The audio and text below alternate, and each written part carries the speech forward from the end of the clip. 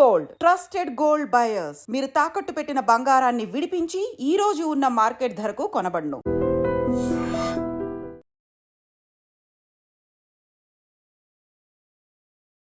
భారత్ పాకిస్తాన్ మధ్య ఉద్రిక్త పరిస్థితి నెలకొంది. మనందరికీ తెలిసిందే. ఈ ప్రభావం ఐపీఎల్ పై స్పష్టంగా కనిపించింది.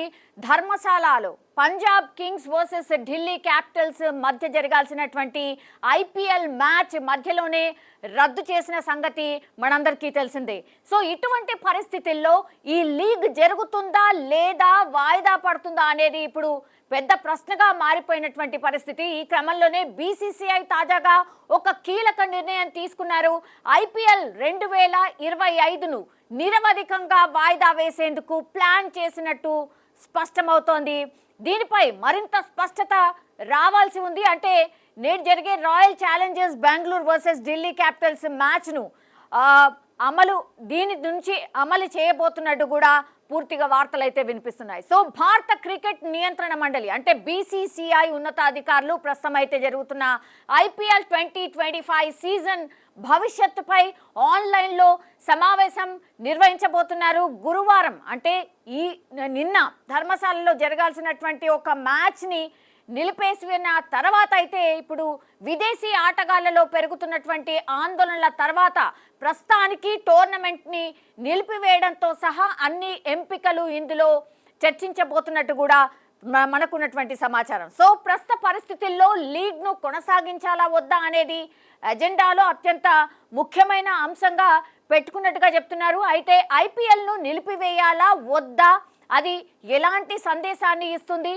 ఇది ఇలాగే కొనసాగితే ముఖ్యంగా సరిహద్దు ఉద్రిక్తతల మధ్య పరిస్థితి ఏమిటి, దక్షిణ తూర్పు ప్రాంతాల్లో సురక్షితమైన నగరాలకు మ్యాచ్లను తరలించడం కూడా ఒక ఎంపికగా భావిస్తున్న పరిస్థితి కూడా ఉంది అన్నటువంటిది తెలుస్తోంది. సో ఐపీఎల్కు ఉన్నటువంటి ప్రధాన సవాళ్లలో ఒకటి విదేశీ ఆటగాళ్ల ఆందోళనలు తగ్గించడం. ఇప్పుడు అత్యంత ముఖ్యమైనది ఇదే.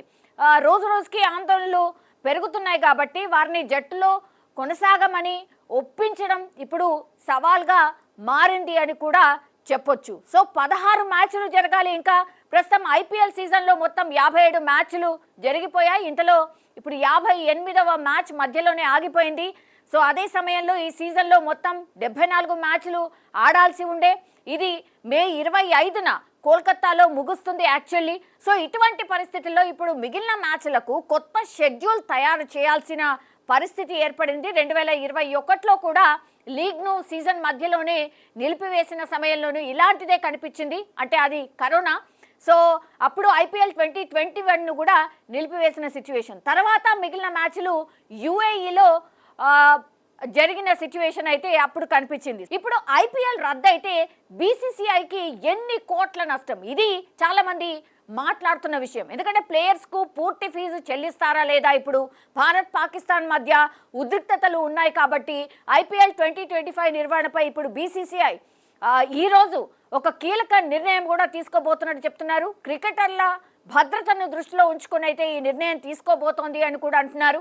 ఐపీఎల్ రద్దు అయితే బీసీసీఐకి భారీ నష్టం, ఆటగాళ్లకు కూడా చెల్లింపులు ఎలా ఉంటాయి అనే అంశాలు కూడా ఇప్పుడు చర్చనీయాంశంగా మారిపోయిన పరిస్థితి. సో ఐపీఎల్ 2025 నిర్మాణపై శుక్రవారం అయితే బీసీసీఐ ఒక నిర్ణయం తీసుకోబోతున్నట్టుగా చెప్తున్నారు. భారత్ పాకిస్తాన్ల మధ్య తీవ్ర ఉద్రిక్తతలు ఉన్నాయి కాబట్టి మరి ఇరు దేశాలపై ఒకరిపై ఒకరు దాడులు చేసుకుంటున్న సందర్భం ఉంది కాబట్టి క్రికెటర్ల భద్రత గురించి కూడా ఆలోచిస్తున్నామని చెప్తున్నారు. ఐపీఎల్ పై నిర్ణయం తీసుకోవాలని బీసీసీఐ భావిస్తున్న పరిస్థితి.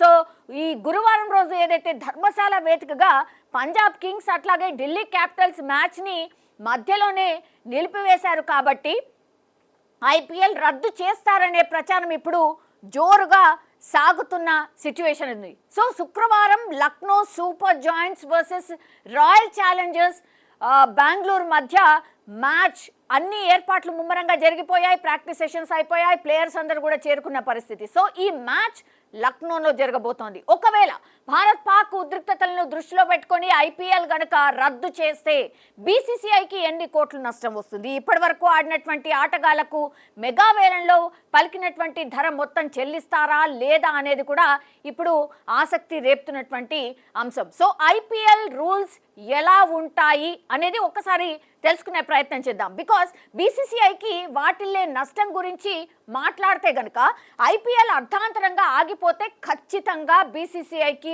వేల కోట్లలో నష్టం జరుగుతుంది. ముఖ్యంగా బ్రాండ్ ప్రమోషన్స్ కావచ్చు, బ్రాడ్కాస్టింగ్ సంస్థలకు ఇప్పుడు బీసీసీఐ తిరిగి నగదు చెల్లించాల్సిందే, అంటే వాపస్ ఇచ్చేయాల్సిందే.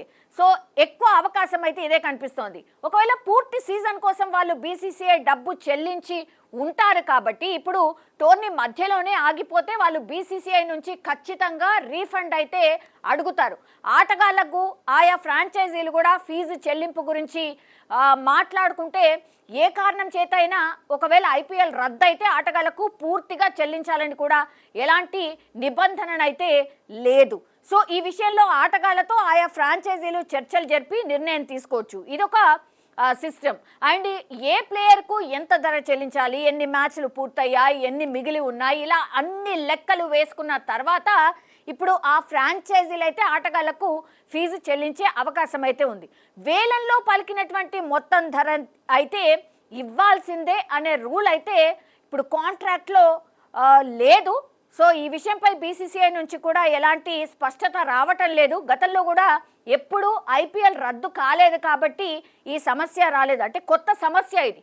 సో ఐపీఎల్ నిర్వహించాలా లేకపోతే రద్దు చేయాలా అనేది ఇప్పుడు బీసీసీఐ డిసైడ్ చేసిన తర్వాతే ఈ ఆటగాళ్ల ఫీజు చెల్లింపులపై కూడా ఒక నిర్ణయం తీసుకునే అవకాశం ఉంది. అట్లాగే దీనికి సంబంధించి ఒక మార్గదర్శకాల్ని ఈ రోజు బీసీసీఐ వాళ్ళు సమావేశం నిర్వహించుకున్న తర్వాత విడుదల చేసే అవకాశం అయితే కనిపిస్తోంది. ఇప్పటికైతే సందిగ్ధంలో ఉన్నట్టు మనకైతే అర్థమవుతోంది. సో ఇప్పటికైతే ఐపీఎల్ని వాయిదా వేస్తున్నట్టుగా అయితే బీసీసీఐ ఒక అనౌన్స్మెంట్ అయితే చేసింది. తిరిగి నిర్వహిస్తారా లేకపోతే టోటల్లీ క్యాన్సిల్ చేస్తారా, ఇది ఈ రోజు డిసైడ్ చేసే అవకాశం అయితే ఉంది.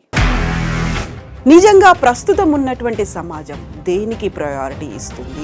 ఆర్థిక సంబంధాల చుట్టూ మాత్రమే తిరుగుతుంది. మళ్ళీ ఎన్నికలంగానే చాలా విరక్తి కలుగుతాను. మంచి అనిపిస్తుంది కదా, లేడీస్ కూడా ఛాలెంజింగ్ జాబ్స్ చేసినప్పుడు చాలా బాగుంటది. ట్రాఫిక్ అసిస్టెంట్స్ గా నియమించిన ట్రాన్స్జెండర్స్ అందరితో సాల్యూట్ చేయించుకుంటున్నారు. ఫుడ్ డెలివరీ ఇవ్వటానికి వెళ్ళినటువంటి డెలివరీ బాయ్ అనిల్ పై కళ్ళ ముందు పెళ్ళండి